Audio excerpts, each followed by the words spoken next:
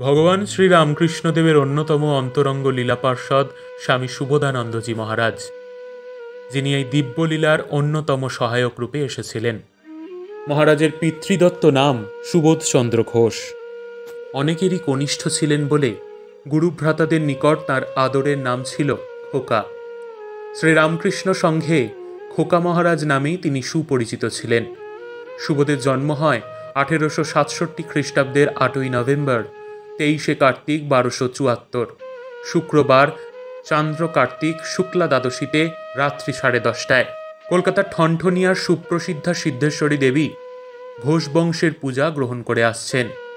সেই ঘোষ বংশেরই সন্তান এই সুবোধচন্দ্র।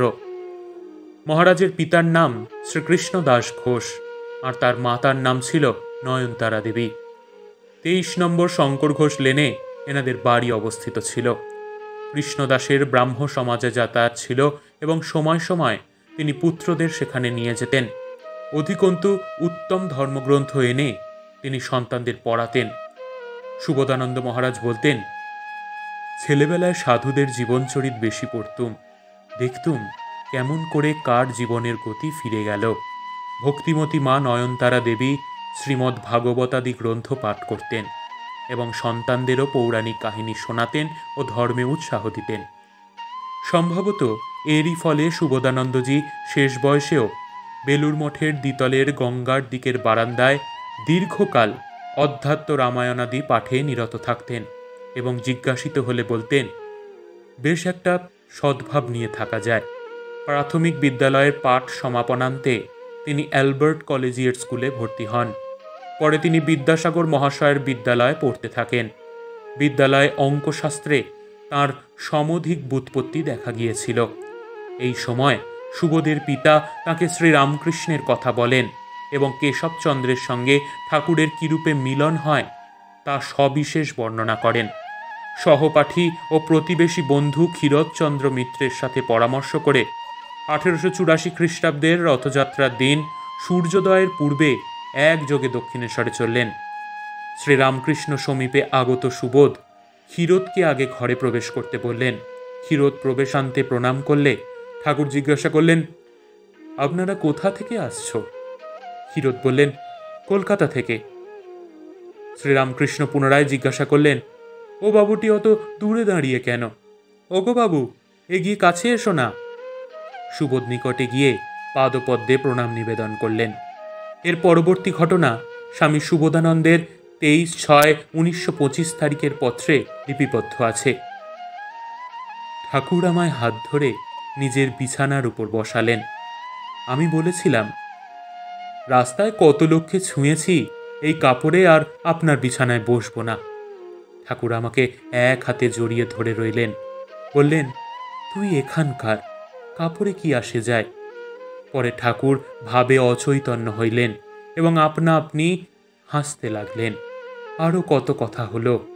ঠাকুর যে বলেছিলেন তুই এখানকার, তার মানে আমি তাঁর।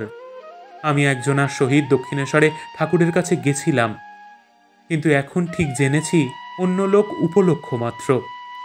যার জিনিস যার লোক সেই টানিয়া লয়।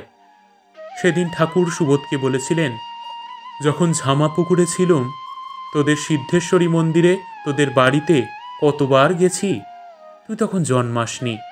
তুই এখানে আসবি জানতুম। যাদের হবে মা তাদের এখানে পাঠিয়ে দেন। সরল সুবোধ জানতে চাইলেন যে তিনি যদি সেখানকারই হন তবে মা আরও আগে আনলেন না কেন? ঠাকুর বললেন, দেখ, সময় না হলে হয় না।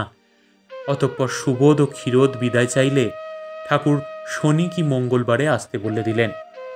পরবর্তী শনিবারে সুবোধ ও ক্ষীরোদ পদব্রজে দক্ষিণেশ্বরে পৌঁছিলে স্বকক্ষে ভক্তসহ উপবিষ্ট ঠাকুর তাঁদেরকে দেখে ইঙ্গিতে বাইরে অবস্থান করতে বললেন এবং স্বয়ং সেখানে এসে তাদেরকে শিব মন্দিরের সিঁড়িতে নিয়ে গেলেন। সুবোধ ও ক্ষীরোদ সেখানে তার উপদেশানুসারে সুখোপবিষ্ট হলে ঠাকুর সুবোধের বুকে ও মুখে হাত বুলিয়ে দিলেন এবং অতঃপর জিহবায় মন্ত্র বিশেষ লিখে দিয়ে ধ্যান করতে বললেন। ধ্যানে বসে সুবোধের মনে হলো যেন মেরুদণ্ড অবলম্বনে কি একটা তার মাথায় উঠে তাহার বাহ্য সংজ্ঞা লোপ করছে। ক্রমে তিনি দেখলেন ঠাকুর নেই, তৎস্থলে রয়েছে দেবদেবীর মূর্তি, আবার এদের মধ্যে কখনো কখনো ঠাকুরের মূর্তিরও প্রকাশ হচ্ছে। অবশেষে সমস্তই অসীমে বিলীন হয়ে এক অপূর্ব আনন্দ সাগরে তাকে ভাসিয়ে দিল।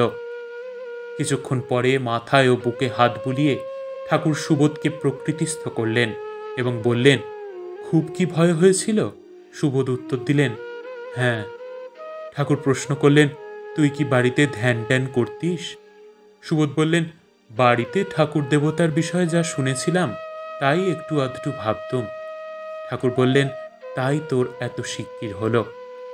এরপর থেকে সুবোধ স্বীয় অধ্যাত্ম জীবন পরিচালনের ভার শ্রীরামকৃষ্ণের হস্তে অর্পণপূর্বক নিশ্চিন্ত ছিলেন। বিভিন্ন সময় ঠাকুর তাকে ক্রীড়া বা গল্পছলে জপ, ধ্যান, ব্রহ্মচর্য এবং অন্য উচ্চাঙ্গের ধর্মতত্ত্ব সম্বন্ধে বিবিধ উপদেশ দিতেন এবং মধ্যে মধ্যে পরীক্ষা করে দেখতেন সুবোধের ভক্তি বিশ্বাস কিরূপ বর্ধিত হচ্ছে। সুবোধ ঠাকুরকে প্রথমে অবতার বলে গ্রহণ করেননি। ঠাকুর যখন একদিন তাকে জিজ্ঞাসা করলেন, আমাকে তোর কি মনে হয়? লোকে কত কি বলে, আমার এখনো ওসব মনে নেয় না। আমি নিজে না বোঝা পর্যন্ত ওসব বিশ্বাস করছি না। এত দুবেক্ষা উচ্চতর ধারণা ঠিক কবে তার হৃদয়ে উদিত হয়েছিল জানা যায় না। তবে পূর্বোদ্ধৃত পত্রেই আছে, তাঁরা অর্থাৎ শ্রী শ্রী মা ও ঠাকুর যদি ধরা না দেন, কার সাধ্য তাদের ধরতে পারে কিংবা তাদের চিনতে পারে? আমাদের ভালো মন্দ সমস্তই তাঁদের হাতে। আর 25/2/1928 তারিখের পত্রে আছে, ঠাকুর আমাদের সকলের জন্য, ইহকাল ও পরকাল। সরল সুবোধের মনে কোনো প্রশ্ন উঠলে তিনি দ্বিধাশূন্য হৃদয়ে প্রশ্ন করে বসতেন এবং ঠাকুরও বিরক্ত না হয়ে যথাযথ উত্তর দিতেন। সরলতাই ছিল তাঁর জীবনের মূল সুর। কাশীপুরের একটি ঘটনা। তখন ঠাকুর অসুস্থ। কণ্ঠরোগের নিরাময়ার্থে শ্রীরামকৃষ্ণকে যখন উদ্যানবাটিতে এনে রাখা হয়েছে এবং চিকিৎসক, সেবক ও ভক্তবৃন্দ সকলেই তাঁর আহারাদি সর্ব বিষয়ে সতর্ক আছেন, তখন সরল সুবোধ একদিন শ্রীরামকৃষ্ণকে বললেন, আপনি দক্ষিণেশ্বরে যে স্যাঁতস্যাঁতে ঘরে থাকতেন তাই আপনার গলা ব্যথা হয়েছে। আপনি চা খান। আমাদের গলা ব্যথা হলে আমরা চা খাই, আমাদের গলা ব্যথা সেরে যায়। ততোধিক সরল ঠাকুর তাতেই সম্মত হয়ে বললেন, তবে চাই খাই। ও রাখাল, এ বলছে যে চা খেলে নাকি গলা ব্যথা সেরে যাবে।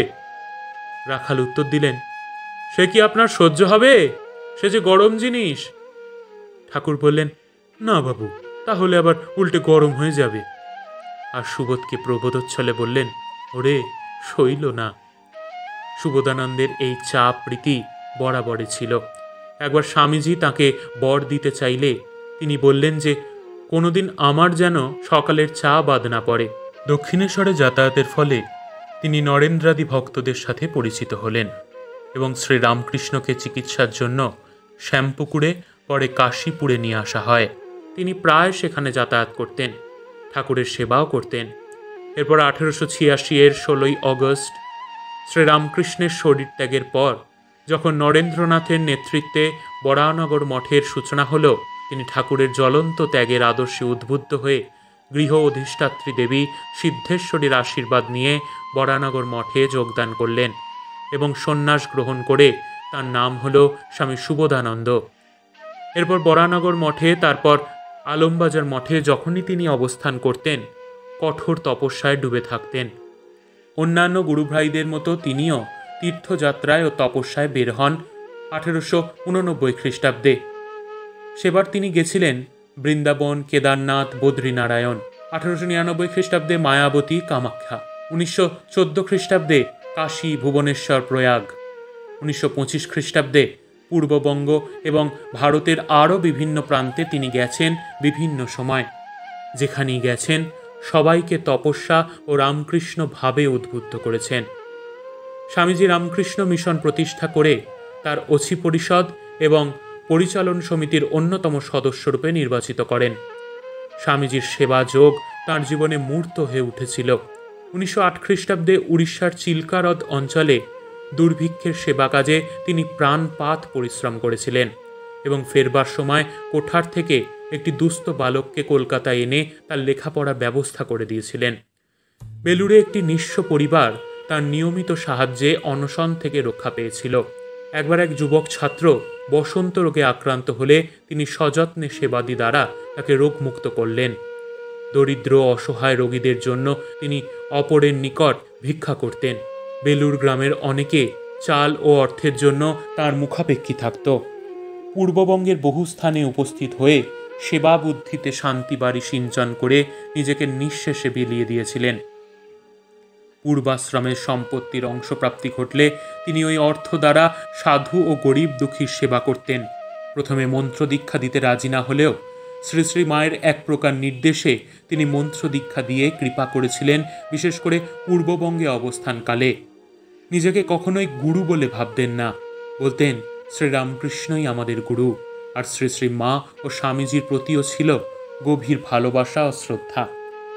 স্বামী সুবোধানন্দের জীবনাপরাহ্ন ব্যয়িত হয়েছিল জনসাধারণকে শ্রীরামকৃষ্ণের বাণী শোনাতে এবং বিশেষ আগ্রহবান ভক্তদিগকে ধর্মপথে পরিচালিত করতে। দিন যতই নিকটতর হতে লাগল, তিনি ততই যেন অন্তরে ডুবে যেতে থাকলেন। একেবারে মায়ামুক্ত পুরুষ। নিয়মিত উপনিষদ পাঠ শুনতে শুনতে ভগবত প্রেরণায় তিনি অধ্যাত্ম অনুভূতির কথা বলেছিলেন। জগতে যতই সুখ থাকুক না কেন, সব একটা ছাইয়ের গাদা বলে মনে হয়। শেষ ক্ষণের পূর্বরাত্রে তিনি বললেন, আমার এই শেষ প্রার্থনা, ঠাকুর চিরকাল সঙ্ঘে অধিষ্ঠিত থাকুন। 1932 খ্রিস্টাব্দের 2রা ডিসেম্বর বেলুড় মঠে 65 বছর বয়সে তিনি দেহত্যাগ করলেন এবং রেখে গেলেন তাঁর সহজ সরল অনাড়ম্বর এক দিব্য জীবন।